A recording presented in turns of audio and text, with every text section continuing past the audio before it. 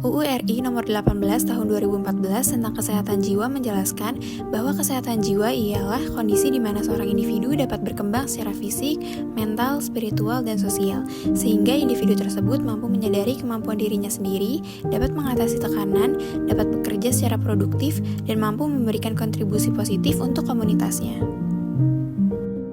Sebenarnya apa sih depresi itu? Depresi adalah gangguan mood, kondisi emosional berkepanjangan yang mewarnai proses berpikir, berperasaan, dan berperilaku seseorang.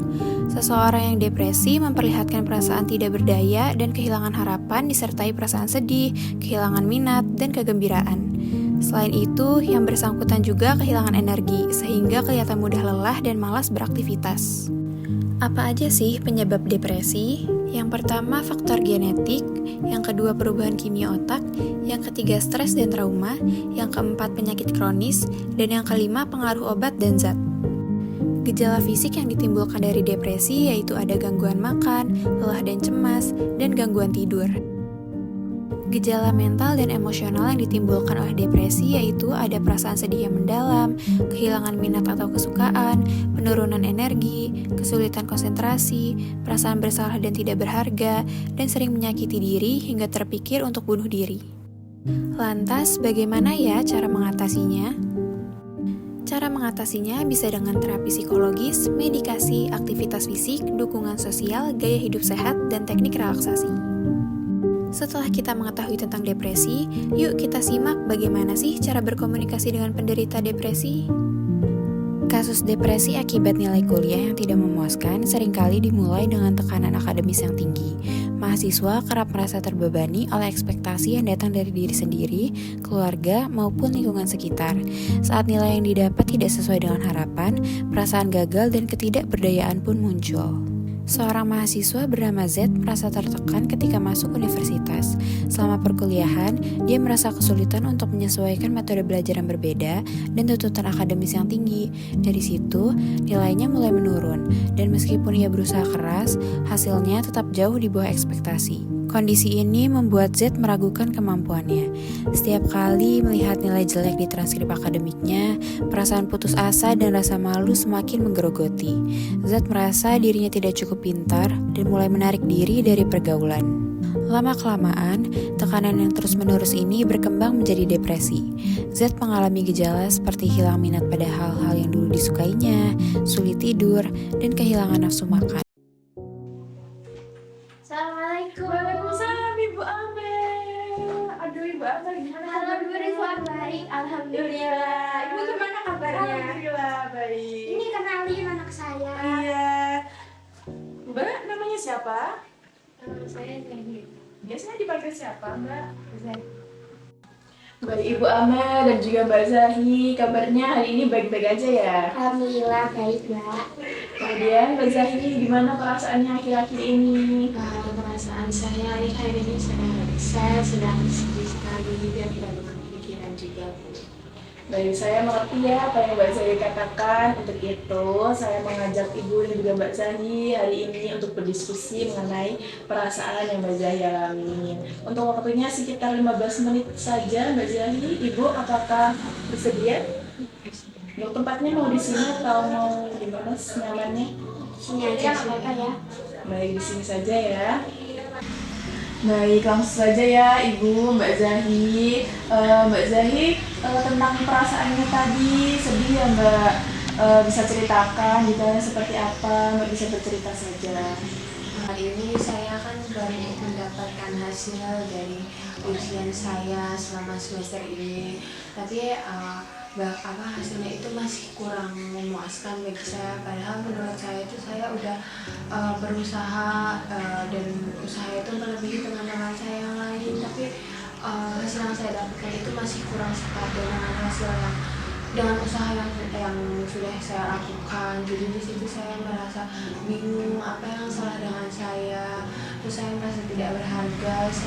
Saya merasa dunia tuh nggak adil sama saya. Terus saya merasa nggak berguna. Terus saya merasa kayak bakal jadi apa saya nanti. Baik, sini saya menyarankan untuk namanya yaitu afirmasi positif. Afirmasi positif ini adalah kita mengapresiasi diri kita melalui kata-kata seperti saya hebat, saya bisa, saya mampu melakukannya, semacam itu. Kemudian saya ingin melatih ya Mbak Zahi dan juga Ibu. Coba Ibu katakan apa yang sudah saya sampaikan tadi. Kamu sudah melakukan yang terbaik, kamu hebat, kamu bisa, kamu mampu ya. Baik, Ibu sudah bagus sekali yang melakukannya. Mbak Zahi juga, Ibu bisa melakukannya. Setiap pikiran negatif itu muncul, seperti itu ya. Baik, Bu. Kemudian Mbak Zahi bisa mengulangi apa yang saya ajarkan tadi? Tadi Ibu mengajarkan tentang afirmasi positif, di mana itu kita harus membuat kata-kata positif seperti saya hebat, saya pintar, saya telah melakukannya dengan baik.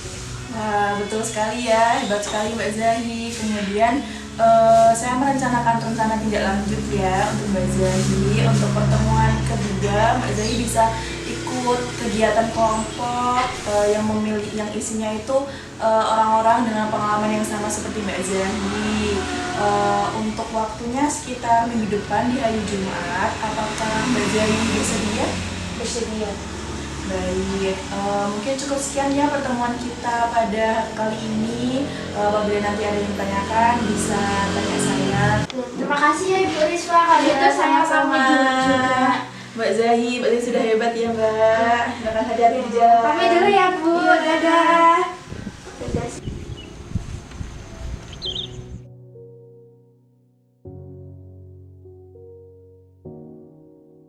Baik, selamat sore semuanya. Jadi di sini kita akan melakukan terapi kelompok bersama ya, yaitu terapi lingkungan atau terapi grounding. Untuk waktunya sekitar 15 menit saja dari semuanya. Apakah setuju? Setuju. Baik, karena sudah setuju, tempatnya mau di sini ya. Baik. Kita langsung saja ya mulai untuk kegiatan kita pada hari ini.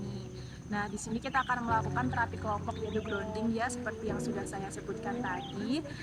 Terapi grounding ini kita mencoba menyatu dengan alam sekitar kita ya, dengan cara melibatkan kelima panca indera kita. Kemudian untuk manfaatnya, harapannya itu mbak-mbak di sini bisa menghilangkan kecemasan dan juga perasaan negatif yang ada di diri mbak, seperti itu. Ini mbak-mbak semuanya bisa duduk dengan nyaman, senyaman mungkin, kemudian rileks dan tenang. Mungkin tangannya bisa ada di kedua lutut seperti ini ya. Baik, kemudian bisa tegap tapi rileks. Kemudian perlahan pejamkan mata. Coba rasakan, Mbak. Sekali lagi rasakan angin yang berembus di sekitar Mbak.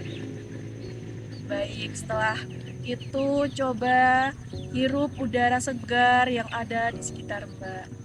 Hirup dengan perlahan-lahan, kemudian hembuskan melalui mulut. Baik mbak-mbak, sekali lagi hirup udara segar pelan-pelan melalui hidung, kemudian hembuskan perlahan melalui mulut. Baik, selanjutnya dengarkan kicauan burung yang ada di sekitar mbak. Dengarkan dengan seksama, dengarkan dengan fokus.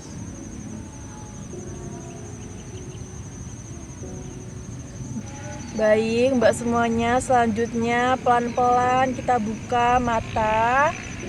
Kemudian lihat pemandangan hijau di sekeliling mbak. Dan juga pemandangan indah yang bisa mbak lihat di sekitar mbak. Baik, selesai. Baik, sudah selesai mbak-mbak semuanya. Dari Mbak Zahira, bagaimana perasaan setelah melakukan aktivitas ini? Karena saya belum pernah melakukan kegiatan ini sebelumnya, saya merasa lebih tenang, lebih lega, dan lebih menikmati lingkungan yang ada di sekitar saya. Baik, bagus sekali ya Mbak Zahira. Mbak Zahira bisa melakukan teknik ini dengan tempat yang Mbak sukai di ruangan terbuka seperti ini. untuk aktivitas kita di sini sudah selesai ya. Cukup sampai di sini pertemuan kita pada hari ini. Untuk pertemuan selanjutnya, Bapak sekalian bisa membuat kesepakatan dengan psikolog atau psikiater yang membantu Mbak-mbak sekalian semuanya di sini. Baik, terima kasih ya sudah menyempatkan hadir di sini melakukan aktivitas bersama-sama. Semoga Mbak-mbak di sini semuanya bisa melewati semua ini sesuai dengan harapan kita semua. Terima kasih. Depresi mungkin adalah bagian dari hidup, tetapi dengan dukungan dan pengobatan yang tepat, kita bisa menembus kegelapan dan menemukan cahaya di ujung jalan. Jangan pernah ragu untuk mencari bantuan. Jika Anda atau seseorang yang Anda kenal membutuhkan bantuan, hubungi profesional kesehatan mental terdekat.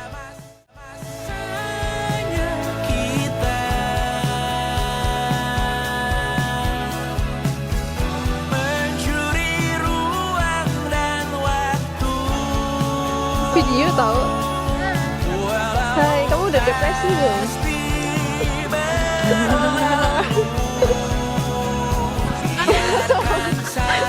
Dia